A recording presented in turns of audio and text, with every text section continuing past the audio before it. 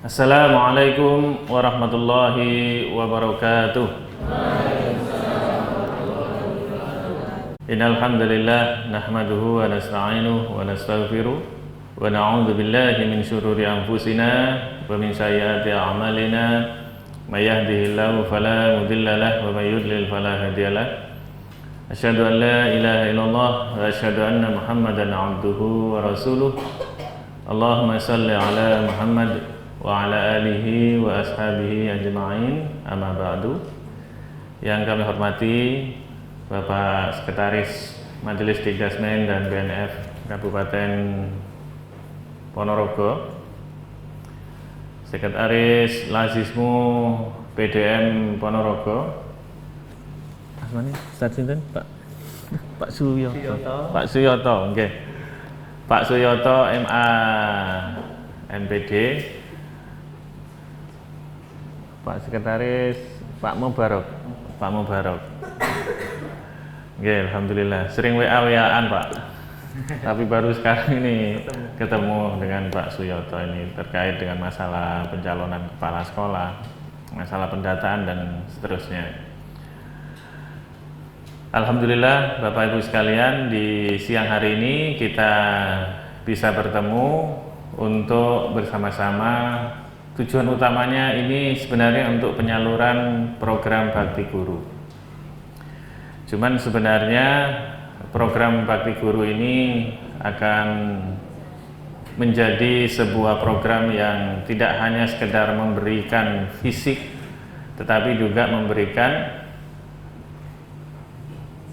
hal-hal yang sifatnya lebih pada pembangunan mindset dan juga bagaimana kemudian ke depan kita punya harapan yang lebih baik lagi dalam kehidupan kita ini. Bapak Ibu, dus pundi kabaripun? Saya nggih. Bapak Ibu datang ke tempat ini dalam keadaan gimana suasana hatinya? Bahagia nggih.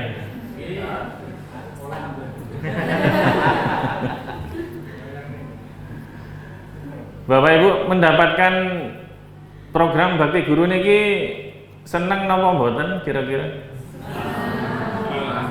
Seneng jadi peserta Bakti Guru nggih.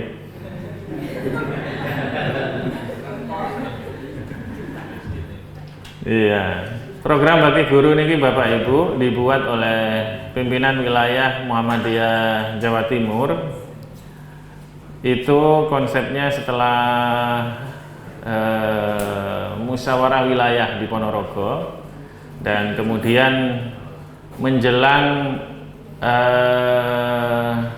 Lebaran mau muncul ya, artinya bulan puasa 2023 ini mau berakhir, itu kemudian difinalkan.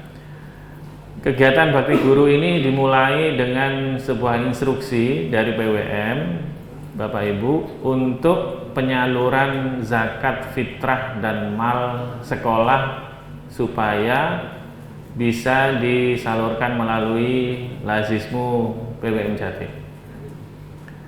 Jadi Bapak Ibu yang diterima saat ini, dan insya Allah sampai dengan bulan puasa, menjelang bulan puasa, ini tahap ketiga ya, berarti sampai 6 tahap ya Pak Adit ya, Mas Adit ya. Insya Allah sampai dengan 5 tahap, sampai dengan 5 tahap. Program Bakti Guru ini akan diberikan berupa bagi-bagi beras dalam 1 bulan itu 10 kilo insya Allah. Nah, per tahap itu berarti 2 bulanan, sehingga Bapak Ibu nanti insya Allah akan membawa pulang 20 kg beras. Nah, perlu kami sampaikan Bapak Ibu bahwa program Bakti Guru ini dasarnya adalah zakat fitrah yang sudah disampaikan oleh para siswa, termasuk juga guru-guru yang berasal dari seluruh Jawa Timur. Namun demikian, Sebenarnya dengan potensi yang ada di Jawa Timur ini kita punya 172.000 siswa baru sekarang ini Bapak Ibu, yang tahun 2023 ini. Itu kalau 100 ribunya atau kurang lebih sekitar 60% ya, mereka itu mau menyalurkan zakat fitrah yang jumlahnya itu kurang lebih 35.000, 2,5 kilo ya, sama dengan 35.000. Di Jawa Timur itu akan terkumpul kurang lebih sekitar 3,5 miliar hanya dari zakat fitrah saja. Itu kalau yang menyampaikan 100.000. Cuman sayangnya yang kemarin terkumpul dari 3,5 M itu tidak lebih dari 15%. Hanya sekitar 650 juta ya. Nah, tapi kita berkomitmen bahwa program Bakti Guru ini akan bisa terus berjalan, dalam arti kita itu ingin menyatukan Bapak Ibu dan bisa menggerakkan, bahwa termasuk juga pada Bapak Ibu guru yang hadir di ruangan ini, bahwa jenengan tidak sendiri dan bahwa Muhammadiyah itu besar, dan bahwa yang ketiga kita itu bisa bersama-sama maju dan berkembang untuk Persyarikatan Muhammadiyah dan untuk menegakkan agama Allah. Tujuan utama Muhammadiyah itu adalah menegakkan agama Allah.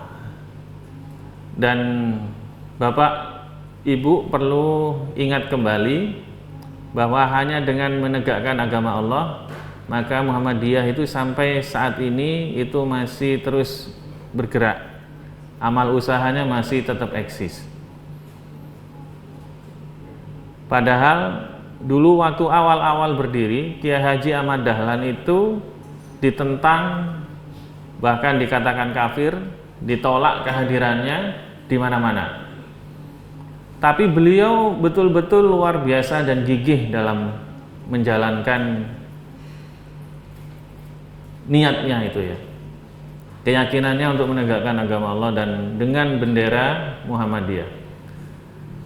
Bapak Ibu bisa bayangkan berapa amal jariyahnya Ahmad Dahlan sampai saat ini, dengan 1032 sekolah yang ada di Jawa Timur, dengan sekian rumah sakit, dengan sekian masjid yang atas nama Muhammadiyah semuanya. Tentunya karena dengan menegakkan agama Allah saja, maka akan ada banyak sekali kemudahan-kemudahan. Dan tentunya kira-kira Bapak Ibu ini mengajar, berbakti di amal usaha Muhammadiyah di sekolah, apakah ini bagian dari menegakkan agama Allah? Bapak Ibu ini kan menegakkan agama Allah ya kan? Bapak Ibu ini kan menegakkan agama Islam di sekolah-sekolah Bapak Ibu yang bernama Muhammadiyah itu. Karena itu di dalam menegakkan agama Allah itu perlu ada keseriusan, seperti halnya Ahmad Dahlan. Nah Bapak Ibu, kira-kira sejauh ini di dalam menegakkan agama Allah ini sudah serius napa mboten kira-kira? Dalam menjalani kehidupan kita ini sebenarnya sudah serius napa mboten ya? Bapak tahu enggak ciri-ciri orang yang serius itu ada 3.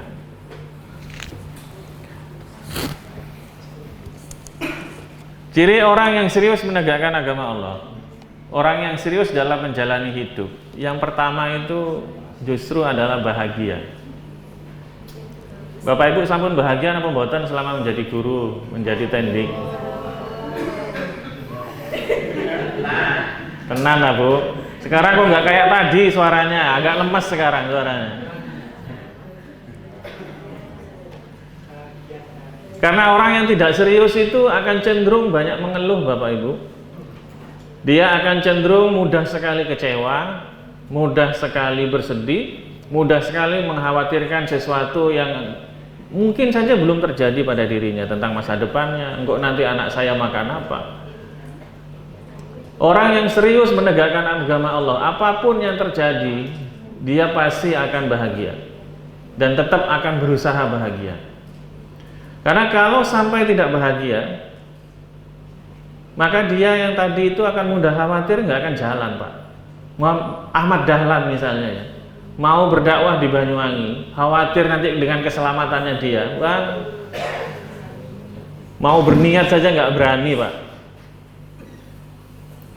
Apalagi sampai mau mendatangi Banyuwangi. Tapi ternyata karena Ahmad Dahlan ini serius dan beliau ini mau serius ya, maka didatangi Banyuwangi itu. Dan kata beliau, tidak perlu dikawal saya, cukup Allah saja pelindung saya, dan hanya Allah sebenarnya sebaik-baiknya pelindung bagi saya.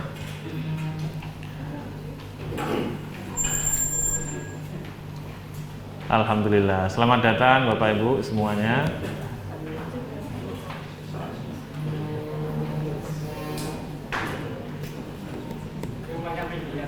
Oh, oke. Ya, ini bentuk keseriusan itu ya. Bentuk kebahagiaan. Jadi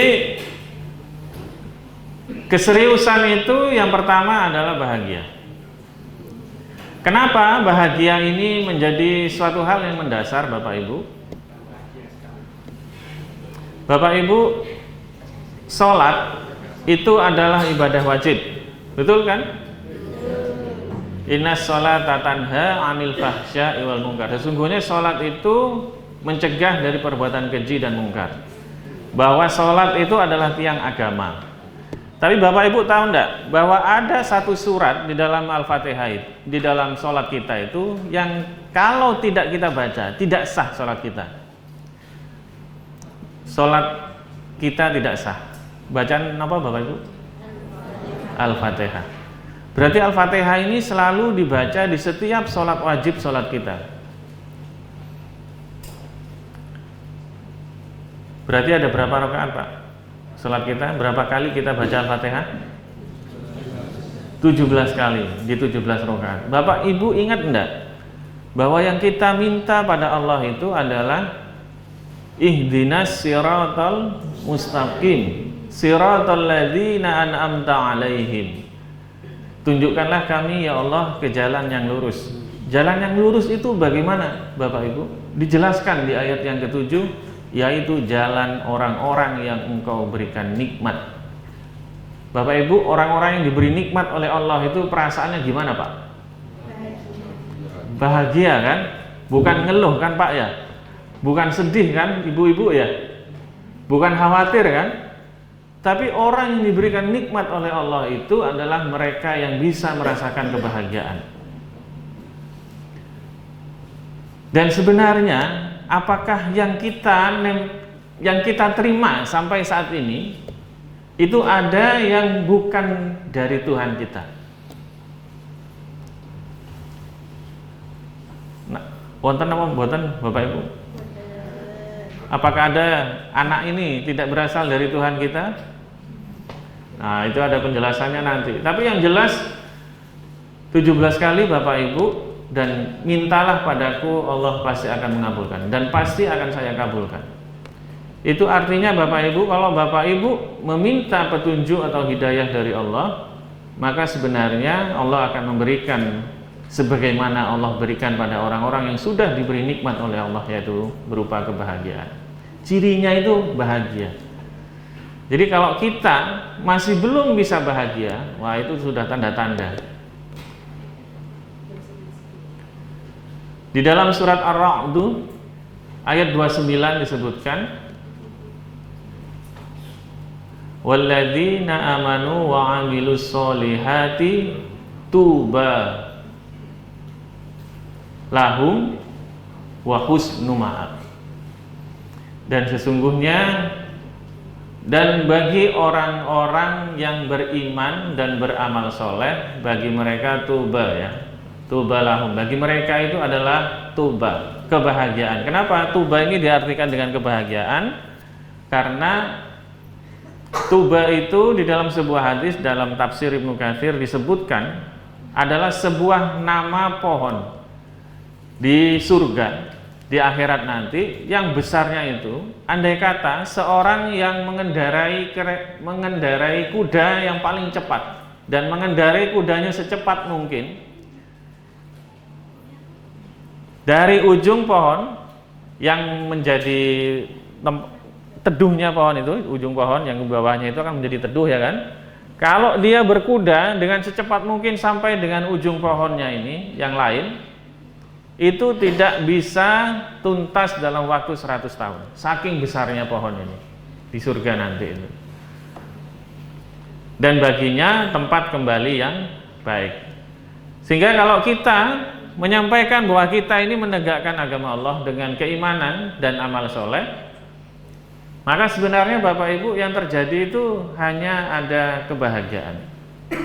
Dan kebahagiaan itu sebenarnya tidak harus nanti di surga, tetapi juga sebenarnya di dunia. Jadi Bapak Ibu, kalau Bapak Ibu ingin kebahagiaan di akhirat, Bapak Ibu ingin kan kebahagiaan di akhirat? Pingin apa mboten? Nah, kalau pingin bahagia di akhirat, maka mulailah bahagia di dunia, Bu, Pak. Kalau jenengan sulit bahagia di dunia, jangan harap nanti di akhirat bisa bahagia. Karena sebenarnya akhirat kita itu adalah cerminan dari hidup kita di dunia ini. Nah, makanya Bapak Ibu kita ini harus serius menjalani hidup. Karena kalau kita tidak serius, kita ini akan mudah digoda oleh syaitanir rajim. Setan itu tidak suka manusia itu bahagia, Pak. Makanya digoda terus, meskipun Nabi Adam itu sudah tenang di surga. Wah, karena namanya setan, namanya iblis, tidak suka manusia itu bahagia. Digoda bagaimana kemudian Nabi Adam itu bisa keluar dari surga.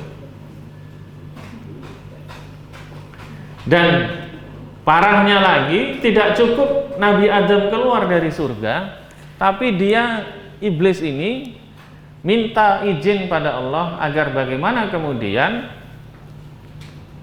anak-anak Adam ini bisa diplesetkan sampai dengan nanti hari kiamat mereka itu akan termasuk golongannya iblis dan setan.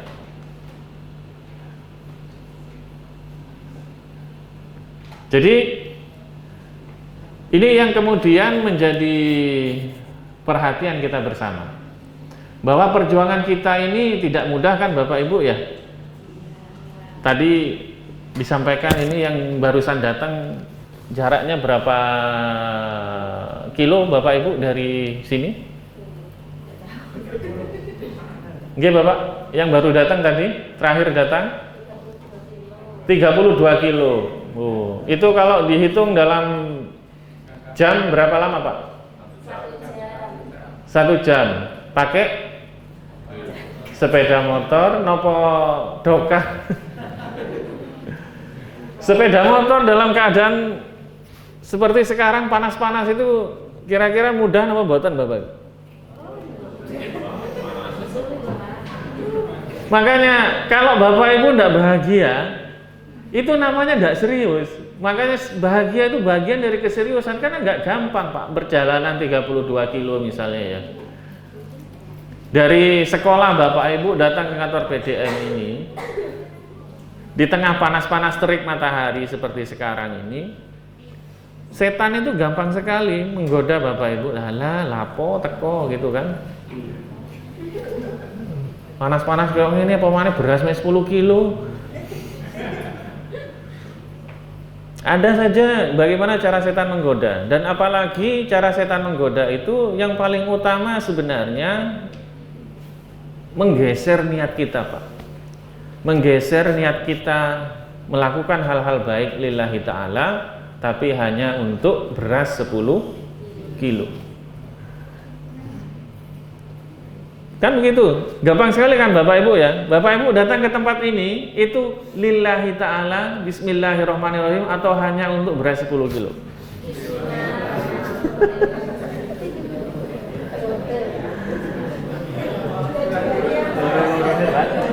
Dua-duanya.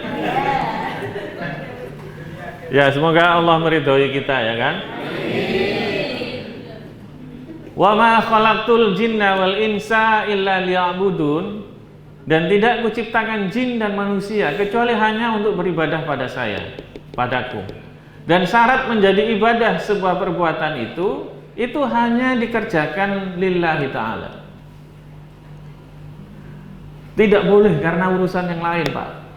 Kalau perkara di sini itu sebenarnya ada berat 10 kilo, itu kan hanya sekedar mediator saja itu, Pak. Jadi mediator itu ada di tengah-tengah. Nah, yang ada di awalan, yang ada di sisi sebelah kiri ini sebenarnya adalah bismillah lillahi ta'ala. Nah, cara setan menggeser ini menjadi yang utama itu adalah tujuan mediatornya ini, itu sangat mudah, dan akhirnya apa? Perjalanan Bapak Ibu itu bisa jadi hanya berupa apa yang Bapak Ibu niatkan. Karena yang kita dapatkan sebenarnya adalah bergantung pada apa yang kita niatkan, Pak. Bapak Ibu, apapun yang kita kerjakan, apapun itu yang kita peroleh bergantung apa yang kita niatkan. Kalau kita niat bekerja itu mendapatkan uang, maka yang kita dapatkan ya dapat uang. Cuman Bapak Ibu, ketika kita berniat dengan tujuan materi di dalam menjalankan pekerjaan kita atau menjalankan kehidupan kita itu, banyak sekali kemungkinan besar kita itu tidak bahagia.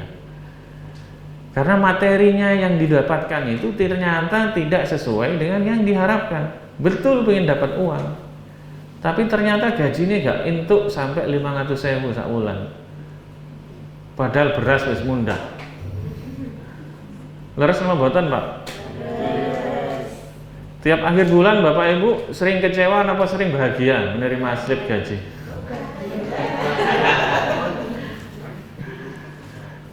Oke. Kenapa ini butuh keseriusan? Nah, sekali lagi Bapak Ibu, kita ini butuh energi yang lebih untuk bisa kemudian memperoleh atau mendapatkan mendapatkan sebuah perilaku, sebuah tindakan yang bisa dinilai dengan ibadah itu sebesar mungkin.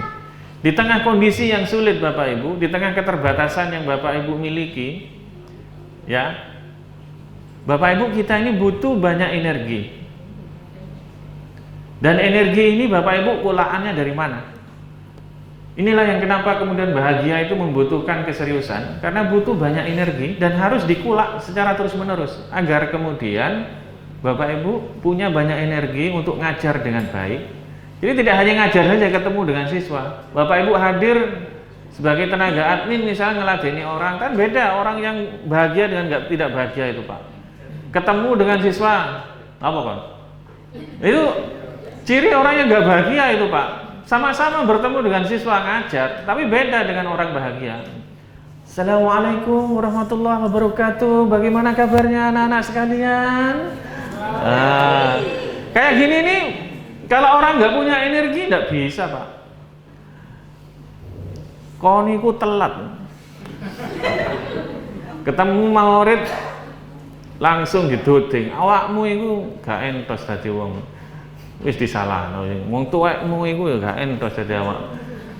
Wong tuweke disalahi pisan. Jadi kita itu kalau tidak bahagia itu ruwet pokoknya, Pak. Yang jadi pertanyaan itu Bapak Ibu, untuk bisa konsisten begini nih tiap hari, Bapak Ibu kulaan energinya dari mana? Bagaimana bisa terus punya kebahagiaan itu? Ternyata di Al-Fatihah itu tidak hanya menjelaskan tentang sebuah impact. Ternyata kajian saya tentang Al-Fatihah ini membentuk sebuah sistem psikologi yang itu kalau namanya sistem ya, ada input, ada proses, ada output, dan ada impactnya. Dan impactnya itu adalah bahagia itu. Allah itu sudah mengajarkan kita melalui Al-Fatihah itu rumusnya, Pak. Ternyata rumus untuk bisa mendapatkan impact kebahagiaan, yang pertama itu ya ingat dengan Allah, yakin dengan Allah. Bapak Ibu yakin kan dengan Allah Subhanahu wa taala? Tapi apakah Bapak Ibu yakin dengan yang disebutkan di Al-Fatihah yang pertama, yaitu sifat Tuhan yang Maha Pengasih dan Penyayang? Yakin apa mboten Bapak Ibu? Allah itu Maha Pengasih dan Penyayang. Kok lemes Pak? Kasih sayang Allah ini di Al-Fatihah disebutkan 2 kali Bapak Ibu, di ayat yang pertama dan di ayat yang ketiga. Dan di tengah-tengahnya itu, di ayat yang kedua adalah Alhamdulillahi Rabbil Alamin. Segala puji bagi Allah, Tuhan semesta alam. Allah ini adalah Tuhan semesta alam. Tuhan atau Rabb itu kalau di dalam tafsir Buya Hamka Al-Azhar disebut sebagai yang mengelola, yang mengatur, yang menjaga, yang merawat, yang mendidik semesta alam. Jadi Tuhan yang mendidik semesta alam, yang bahkan saking kuatnya Tuhan itu tidak ada satu helai daun pun yang jatuh tanpa seizin Allah. Dan tidak ada termasuk juga Bapak Ibu bisa hadir di tempat ini tidak akan terjadi juga tanpa seizin Allah. Dan Allah itu kasih sayangnya sebelum kejadian itu ada. Ini kasih sayangnya sudah ada Pak. Setelah kejadian itu ada, ayat yang ketiga Ar-Rahman Ar-Rahim itu juga menegaskan bahwa setelah kejadian Bapak Ibu, kasih sayang Allah itu masih tetap ada. Jadi kalau ada sesuatu hal yang tidak Bapak Ibu inginkan terjadi, sebenarnya itu juga dalam konteks kasih sayang Tuhan. Dan kasih sayang Allah itu saking besarnya, amarahnya Tuhan pun itu juga menjadi bagian dari kasih sayangnya Allah pada manusia. Kalau Allah murka pada manusia, ditenggelamkan seperti Fir'aun misalnya, itu juga sebenarnya bagian dari kasih sayang Allah pada manusia, supaya tidak seperti Fir'aun, dan juga bisa kemudian menjaga agar dunia ini tidak dirusak seperti cara-cara Fir'aun. Jadi pertanyaannya, apa yang kemudian membuat Bapak Ibu marah-marah kalau gajian telat itu kan? Kenapa kita ini tidak bisa bersabar? Dan ini adalah ciri dari serius yang kedua Pak. Kasih sayang Allah ini membuat kita manusia, yang semua yang nempel pada diri kita itu kan berasal dari Tuhan. Karena Tuhan yang menguasai semesta alam. Tidak ada di bagian dari selempitnya diri kita ini, bahkan diri kita yang terdiri dari hal-hal yang terkecil seperti atom sekalipun, itu bagian dari kuasanya Tuhan. Bapak Ibu, karena kasih sayang Allah ini sebenarnya tidak ada satu hal pun yang jelek. Betul tidak? Contohnya, ibu-ibu punya suami kan? Bapak-bapak punya istri semua ya kayaknya. Bapak-bapak terpikir enggak kalau istrinya ngasih nasi gitu atau kopi di rumah, di dalamnya ada racun atau cyanida?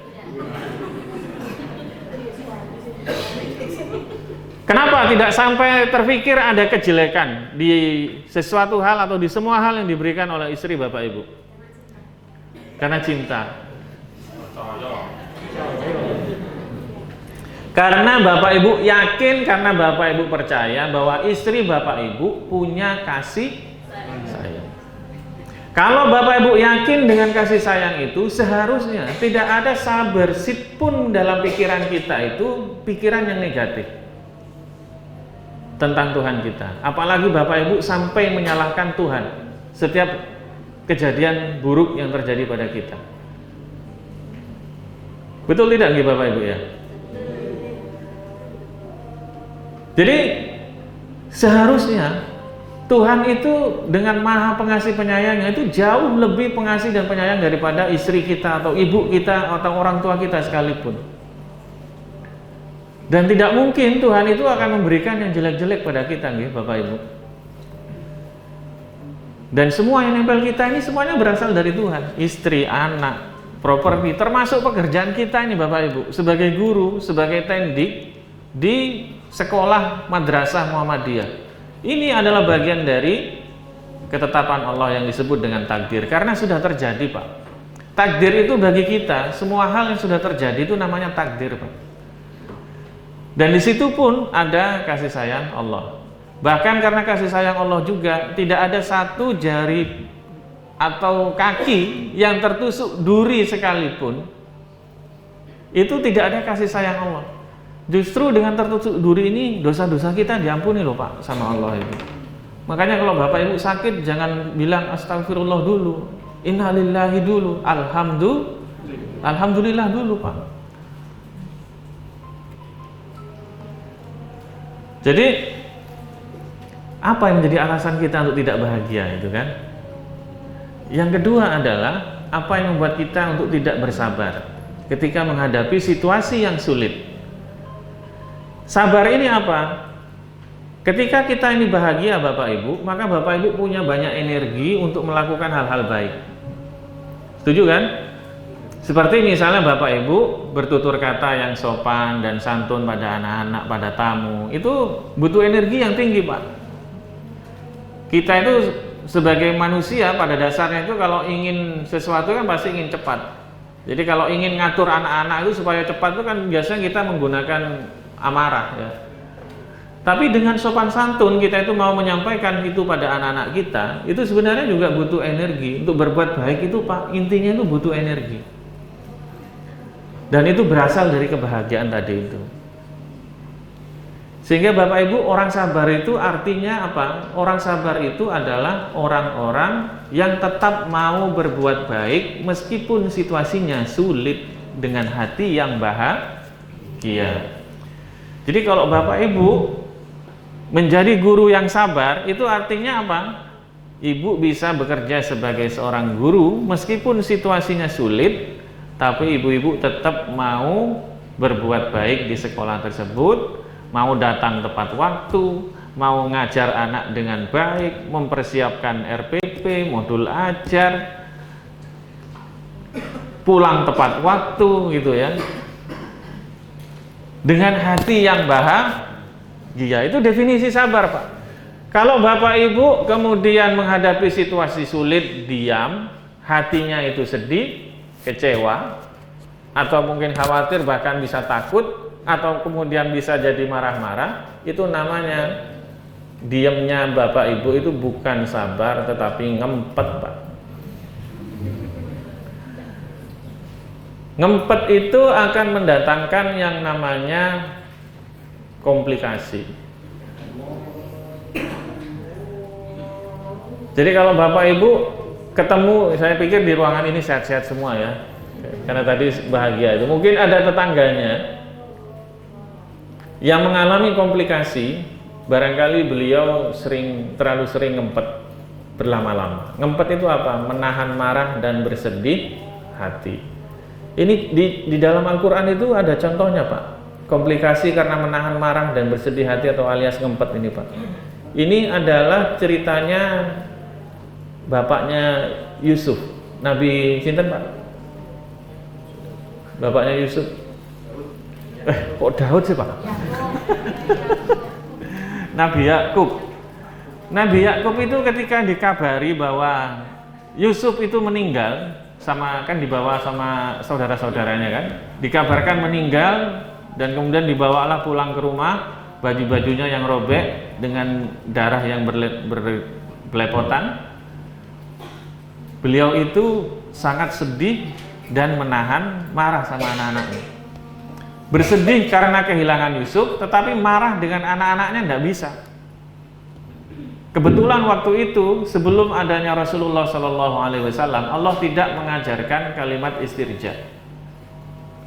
Inna lillahi wa inna ilaihi rajiun. Ini kan belum diajarkan. Makanya kemudian diceritakan dalam ceritanya Nabi Yakub ini, bahwa Nabi Yakub itu hanya disampaikan bersedih hati, sangat bersedih dan menahan marah, sampai matanya memutih.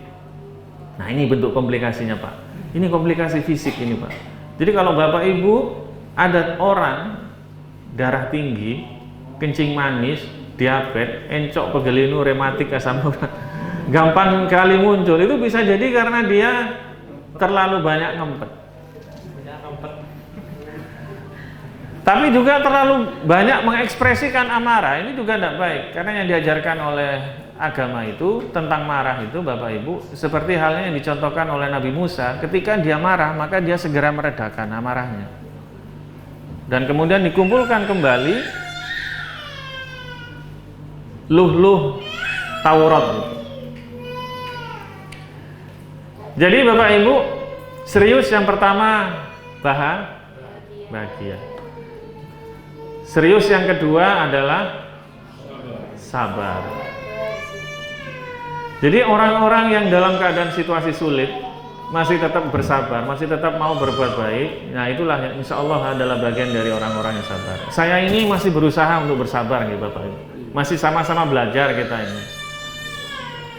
Saya hari ini tuh sebenarnya puasa Nabi Daud Pak, bukan puasa Senin Kamis. Kalau saya batalkan Pak, itu mau ngangkat lagi itu agak berat. Saya itu pernah menjalankan ini itu 6 bulan dan berhenti lama karena ya begini nih, perjalanan jauh, buka wae gitu ya. Ada tamu, tak buka wae gitu itu kadang-kadang sehari batal itu mau buka lagi itu ada aja itu Pak. Untuk kemudian mau ngangkat lagi itu, mau puasa lagi itu susah. Makanya kita itu harus bisa kemudian istiqomah ya. Dan semoga Bapak Ibu mohon doanya, ini bukannya pamer tapi Bapak Ibu ini adalah bagian dari bagaimana kita itu berusaha untuk serius dan belajar untuk bisa serius menjalani kehidupan. Dan yang ketiga Pak, jadi kebalikannya kalau yang kedua sabar itu kan marah-marah. Saya yakin Bapak Ibu bisa menjadi orang-orang yang bersabar. Karena sabar itu sebenarnya banyak manfaatnya dan bisa menjadi penolong. Seperti yang ada di dalam surat Al-Baqarah ayat 45 ya kan. Wasta'inu bis-sabri was-shalah wa innaha lakabiratun illa 'alal khashi'in. Dan jadikanlah sabar dan sholat itu sebagai penolong. Sabar dulu yang disebut Pak, bukan sholat ya Pak. Sabarnya dulu yang disebut, baru kemudian sholat. Dan itu adalah hal-hal yang berat, kecuali bagi orang-orang yang apa Pak? Khashi'in, yang khusyuk. Semoga kita ini bisa menjadi orang-orang yang khusyuk itu Bapak Ibu. Yang ketiga, jadi tadi sabar itu syaratnya bisa bahagia dulu. Karena Bapak Ibu kalau tidak bahagia, tidak bisa Pak bersabar Pak. Kudu ngamuk ae itu kalau tanpa kebahagiaan itu biasanya yang muncul itu pingin marah saja. Dan akhirnya kalau sudah marah itu tidak selesai pekerjaan dengan tuntas itu. Nah kalau orang bisa masuk ke syarat yang ketiga, syarat yang ketiga untuk bisa serius itu namanya semangat. Semangat apa Bapak Ibu? Semangat belajar untuk menjadi orang yang lebih baik dan lebih baik lagi. Kebalikannya itu apa? Kebalikannya itu adalah malas. Orang kalau sudah malas mengembangkan diri Bapak Ibu, maka hidupnya akan tetap stagnan dan bahkan akan bergeser karena setan itu lebih pintar Pak. Penggoda kita itu loh Pak. Mereka hidup lebih lama dari kita. Bahkan iblis itu sejak zaman Nabi Adam sudah hidup. Terus yang akan melindungi kita ini siapa Pak? Mereka itu lebih pintar. Kecuali ya karena petunjuk dan hidayah dari Allah Subhanahu wa taala. Makanya Bapak Ibu, persoalan sabar ini menjadi hal yang penting karena ini akan menjadi mediator kita supaya bisa memiliki semangat untuk menjadi orang yang lebih baik. Sehingga ada di dalam istilah manajemen itu yang disebut dengan continuous improvement. Orang muslim itu hidupnya seharusnya tidak stagnan Pak, apalagi sampai terjerumus. Makanya seperti yang disampaikan oleh Rasulullah ya, baginda Rasulullah, bahwa barang siapa yang hari ini itu sama dengan kemarin, itu sebenarnya orang yang merugi. Dan orang yang beruntung itu adalah orang yang hari ini itu lebih baik dari hari kemarin. Makanya Bapak Ibu, kami berharap tahun depan bakti guru ini tidak untuk orang-orang sudah menerima selama setahun ini, tapi bisa diganti pada orang-orang yang lain yang lebih membutuhkan. Harapan ya Bu ya. Semoga saja nanti tahun depan ada kebijakan dari pimpinan wilayah Muhammadiyah yang bisa membawa kemakmuran untuk kita semua, termasuk juga bagaimana dukungan dan ridho dari Allah Subhanahu wa taala bisa mensupport kita ini. Jadi Bapak Ibu, kenapa begitu ya? Karena orang muslim itu kan seharusnya bisa melakukan continuous improvement kehidupannya. Hari ini bisa lebih baik dari hari kemarin, tahun ini harusnya lebih baik dari tahun kemarin, tahun depan itu bisa lebih baik daripada tahun sekarang. Nah, ini sebuah keseriusan ya Bapak Ibu, sebuah keseriusan dalam hidup. Jadi orang yang serius dalam hidup itu makanya kemudian oleh Allah akan diberikan surga yang luasnya tidak terbatas. Bapak Ibu bisa lihat bahwa di dalam surat Al-Furqan ya ayat 75 bahwa karena kesabaran seseorang maka Allah akan memberikan balasan yang tak terhingga pada seseorang dari hambanya itu. Jadi sekarang Bapak Ibu sudah serius membuatan menjalani hidup.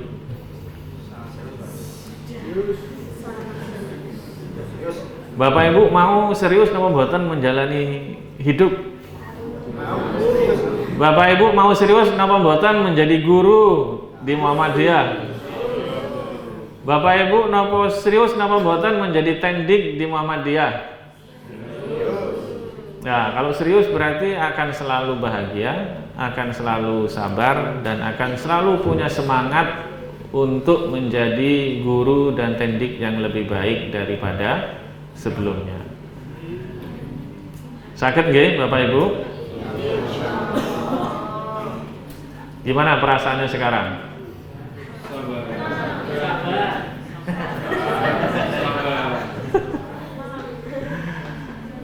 Tolong nggih. Kalau ibu-ibu misalnya ada suaminya selingkuh, kira-kira bahagia apa mboten Bu?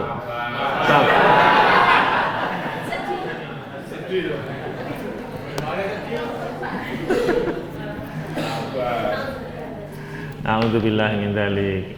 Nah, sekarang saya akan mau masuk bagaimana pentingnya bahagia, sabar, dan semangat ini dalam pendidikan. Sekarang Bapak Ibu coba lihat kanan kiri wajah tetangganya itu. Lihat wajah kanan kirinya Bu, Pak. Coba dilihat wajahnya kanan kirinya Pak.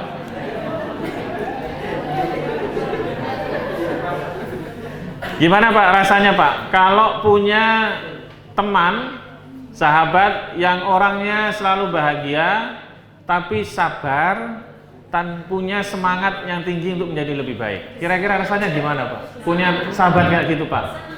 Seneng ya? Bapak Ibu gimana rasanya kalau punya pasangan yang selalu bahagia, orangnya sabar dan punya semangat yang tinggi untuk belajar jadi lebih baik? Hilang salah satunya Pak, panas Pak udip itu Pak.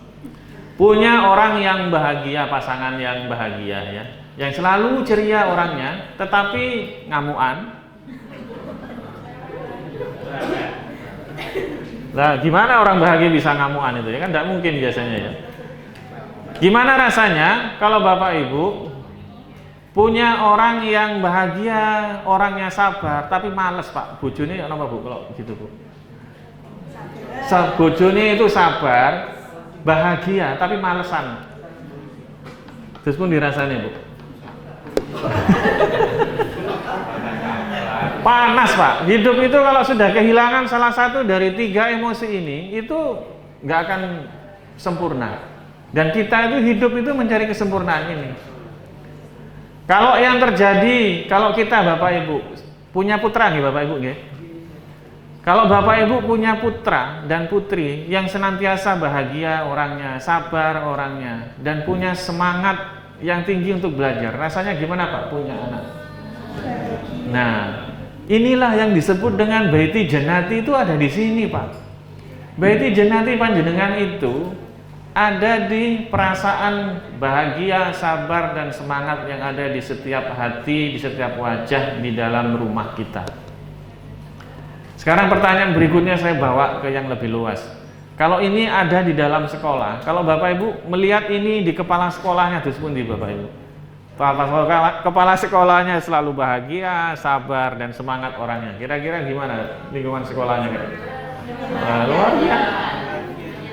Kalau teman-teman kerjanya begitu, termasuk juga siswa-siswinya begitu, ini yang kemudian kita sebut dengan madrasati jannati, al-madrasati jannati.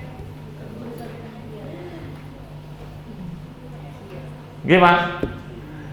Jadi inti pendidikan itu sebenarnya mengajarkan 3 perasaan ini pada anak-anak kita. Dan ini Pak, tidak bisa diajarkan secara langsung, tapi ini ditunjukkan Pak, Bapak Ibu. Kalau Bapak Ibu